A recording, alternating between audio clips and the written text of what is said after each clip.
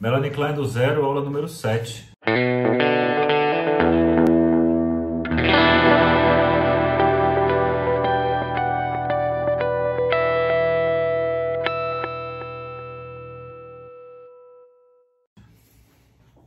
Bom, pessoal, estamos aqui no livro do Riad Simon, sobre a introdução a Melanie Klein.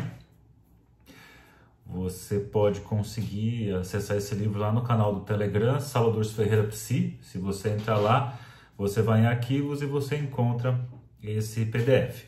Bom, estamos na página 41 do livro e a gente começou a trabalhar já esse capítulo na aula passada, porque fala da técnica de análise em diferentes momentos do sujeito, né? Começando com a criança menor, a criança período de latência, depois puberdade, e aqui na aula de hoje a gente vai falar de técnica de análise de criança durante o período de latência.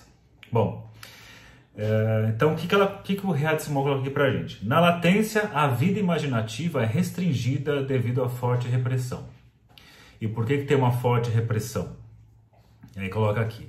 São comuns atitudes de reserva e desconfiança, e porque você tem a criança se submetendo no período de latência ao superego e este condena a masturbação. Quando você fala em período de latência, é legal retomar aqui um pouco aquela divisão que o Freud faz nos 3 ensaios sobre a teoria da sexualidade: a fase oral, depois fase anal, fase fálica, período de latência e a fase genital. Então lembrando, fase oral é a fase em que a criança experiencia o mundo através da boca, então tudo ela puxa para ela e coloca para dentro, de incorporação. A fase anal é a fase de expulsão, a fase de retenção, a fase de controle. A fase fálica, aquele momento ali que a criança começa a entrar em disputa, começa a entrar em competição, começa aquela divisão meninos e meninas que muitas vezes você vai encontrar por aí. Isso é coisa de menino, isso é coisa de menino, isso é coisa de não sei o que, não sei o que lá. Essa divisão, essa competição, e é o momento ali, o grande momento do cenário edípico. Então a fase fálica é o grande momento do cenário edípico, que tem lá a eleição de um dos genitores como objeto de amor e um terceiro como interditor, como impossibilitador desse romance e que vai ter uma relação de rivalidade. Pois bem, quando atravessa essa fase aí, fase fálica, as pretensões libidinais da criança meio que se aquietam. A criança, então, ela tem uma outra posição, aquela saliência característica da fase fálica desaparece e ela fica mais retraída, dando origem, então, a essa fase, período de latência. Então, latência, a coisa dá uma adormecida, para lá, num outro momento, a sexualidade reaparecer. Seguindo aqui, então, por isso diz assim, ó, no período de latência, procura se submeter ao superego. Lembrando, o superego, ele é herdeiro do complexo de Édipo. Então, aquela figura da disputa e de ameaça que aconteceu no Édipo é introjetada e passa a funcionar como elemento superegóico. Porém, a gente não pode se esquecer que em Klein, o superego, apesar de estar descrito aqui nesse momento como Freud faz, né, no final do complexo de Édipo, a gente não pode esquecer que a Klein fala de um superego precoce, um superego arcaico. Né? Então, não se esqueça aqui pensando nas primeiras aulas. Mas nesse caso aqui, essa configuração edípica é muito clássica e você tem essa submissão ao superego nesse sentido, e este condena a masturbação. Né? Condena a masturbação no sentido da saliência, dessa excitação da sexualidade da criança, dessa exibição da sexualidade, e a famosa fase, ó, para de fazer isso, tira a mão daí.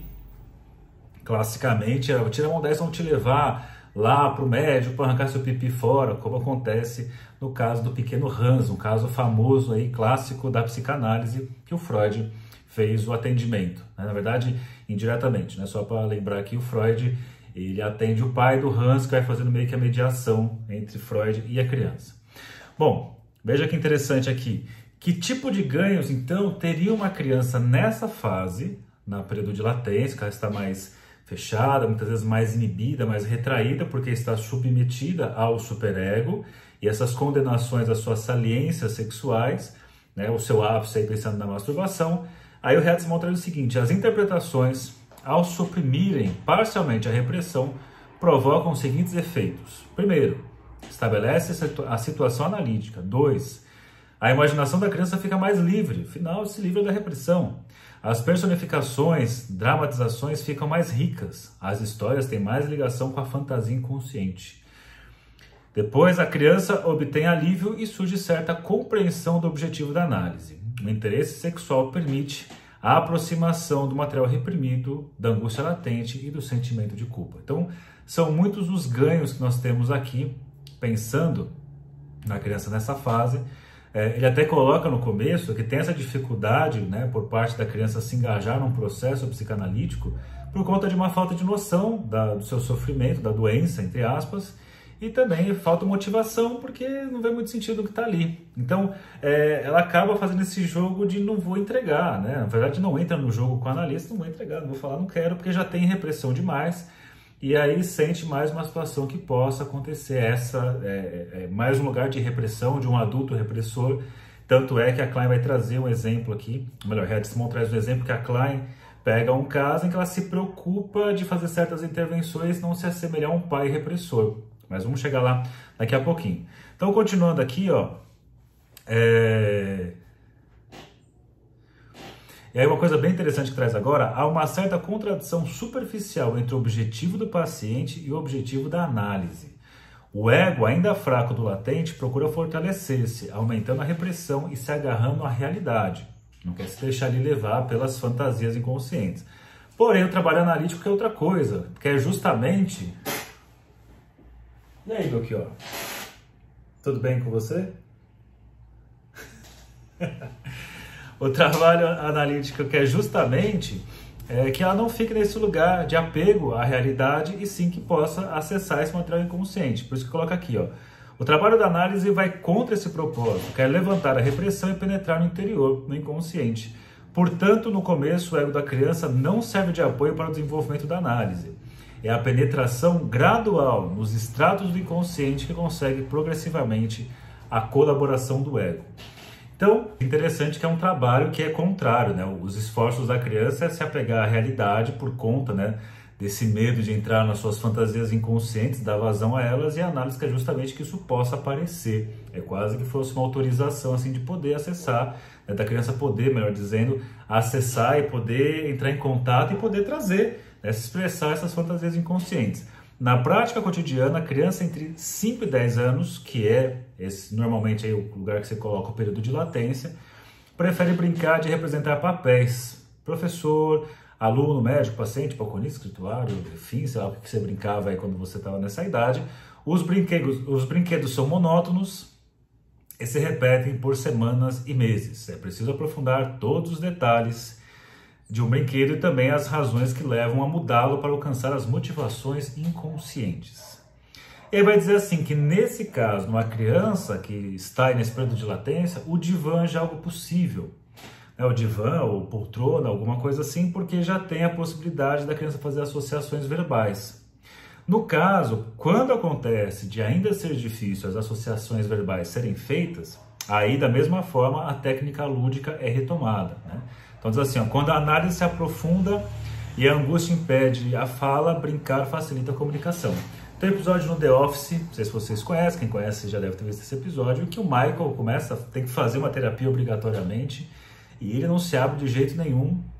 E aí o terapeuta propõe assim, ó, tem uns jogos aqui do meu filho, umas coisas, você quer brincar comigo? E eles começam a brincar, e através do brincar ele começa a ter acesso ao material. É caricatural, obviamente, mas isso acontece bastante na prática. Na sequência aqui, ele traz um exemplo de um caso de um menino de 9 anos e meio que começou a análise no divã, pouco falava e mexia os dedos concomitantemente. Sugeriu brincar, escolheu carrinhos, rolava-os monotonamente durante meses. Klein não interpretava, e aí aquele ponto que eu falei, para evitar a identificação com o pai controlador, com o pai repressor. Que é uma hipótese, assim, né? Você tem uma das formas de trabalhar no modelo kleiniano, lembrando que vem das relações objetais, que tem a ver com a internalização não só do objeto, mas com toda a experiência relacional com o objeto.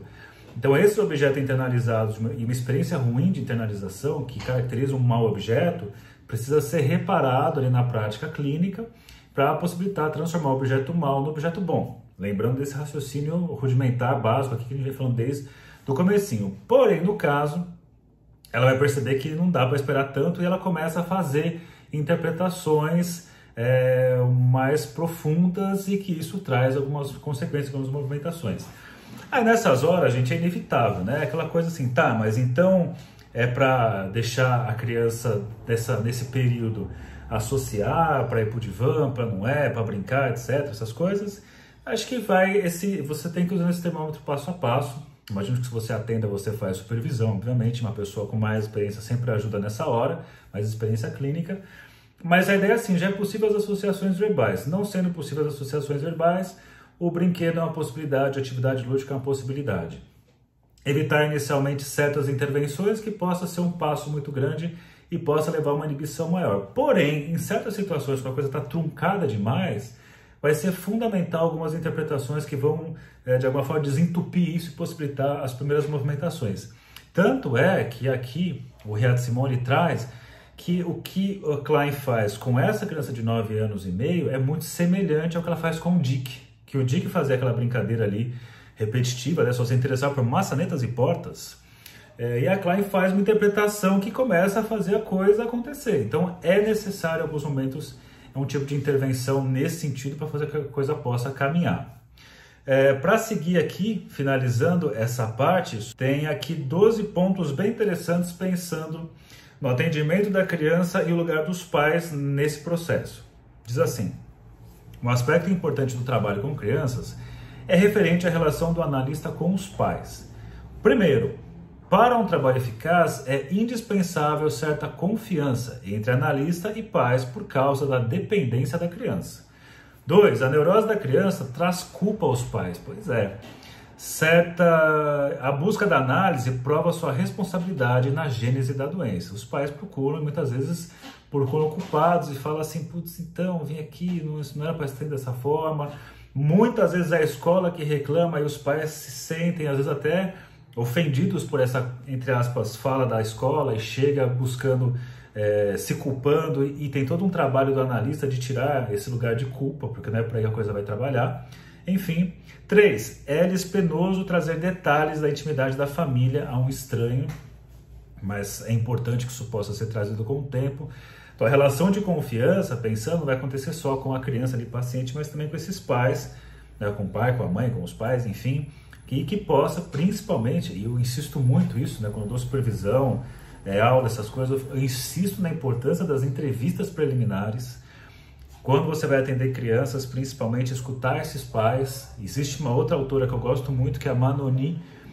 Sou muito alinhado assim, com a forma que ela faz a coisa, no sentido que ela diz o seguinte: enquanto o sintoma não chegar na criança, ela não libera os pais. Então é mais ou menos assim, ela atende os pais e percebeu que a questão tem a ver com o divórcio do casal, uma briga do casal, ou alguma coisa do casal que não se resolve e que a criança acaba sendo destinatária desse sintoma. Ela fica ali escutando, viu que a coisa ficou só entre o casal, ou só na mãe, ou só no pai. Ela chama mais uma vez os pais, ou o pai ou a mãe. Se continua nesse lugar, depois chama de novo. Porque muitas vezes, nesse chamar de novo, esses pais, esse pai ou essa mãe, depende de quem foi, no próprio processo de entrevista, começa a dizer que a criança está melhorando de uma série de coisas, e você vê que a criança, na verdade, era depositária dos sintomas dos pais.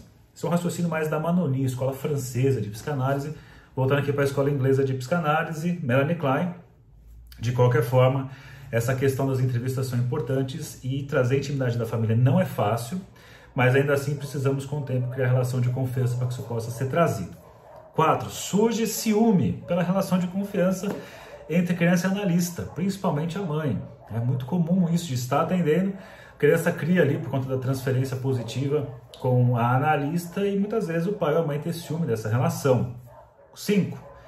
A grande ambivalência pela identificação que a mãe da criança faz com a sua própria imago materna. As melhores disposições conscientes são interferidas por fatores inconscientes. 6. Limita-se a explicações superficiais sobre o efeito da análise, que haverá explicações sobre sexualidade e que novas dificuldades poderão surgir vez por outra. Jamais dá detalhes do trabalho analítico, a criança tem direito à discrição. É importante aqui, você cria uma aliança com a criança e ela é o seu cliente ali. E aí você tem que ter a responsabilidade de guardar, entre aspas, os segredos de análise. Ela está protegida pelo sigilo e aquilo que é transmitido pelos pais é de uma forma muito mais superficial. Os detalhes, não só os detalhes que a criança traz, obviamente, mas também no sentido assim, existem detalhes que têm a ver com a nossa leitura. Que imagine, né? Você tá nessa linha kleiniana, que vai ler a coisa sempre para essa via da masturbação, a culpa pela masturbação. Você não vai trazer essa explicação para os pais, porque assim, mas como assim? Isso é um saber do analista, isso interessa ao analista, a como ele pensa o caso, a como ele vai conduzir o caso, mas não algo para ser falado para os pais. Para os pais, se fala de uma forma uma coisa mais superficial. Depois, 7. Procurar essencialmente a colaboração passiva de os pais absterem-se de intervir. Seja perguntando à criança sobre análise, seja sustentando as resistências. Colaboração ativa é necessária em momentos de grande agudição da angústia. Então os pais eles têm uma participação, mas uma participação numa certa distância, a participação pode ser maior em situações e mais ativa em situações que tenha muita angústia e resistência crescente. Encontrar meios de trazer a criança à análise quando esta se recusa a vir. 8º ponto.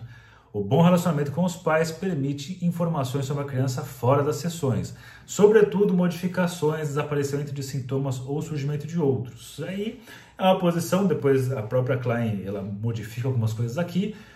Também é uma coisa acho que tem que se pensar, isso é bem numa linha mais kleiniana, mas esse ponto de perguntar coisas fora, para além da sessão, né, que você tem um bom relacionamento com os pais, você acaba criando um conluio com esses pais, que acho que tem que ser, usando o termo do Winnicott, suficientemente bom.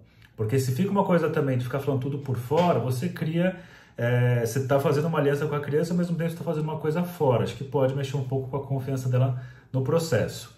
Na sequência, recomenda aos pais que não atribuam medidas de ordem educativa ao analista. Tipo, você precisa fazer minha filha passar de ano. Não vai pedir isso para o analista, né? Não vai pedir isso para o analista de criança.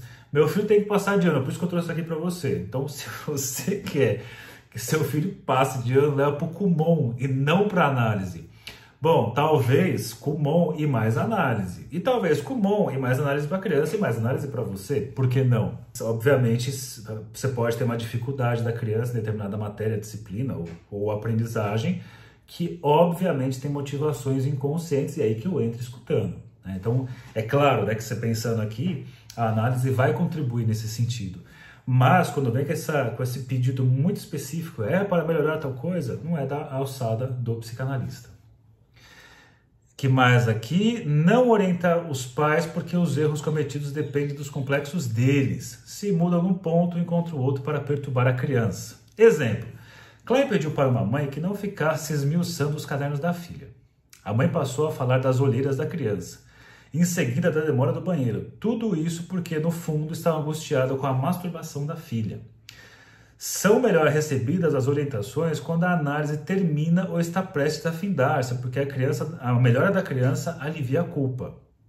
Se o clima familiar é muito desfavorável, a análise não será mal sucedida e recaídas serão prováveis, mas aliviará a criança, melhorar seu desenvolvimento. Uma recidiva será menos grave se mudanças fundamentais operarem nos níveis mentais mais profundos.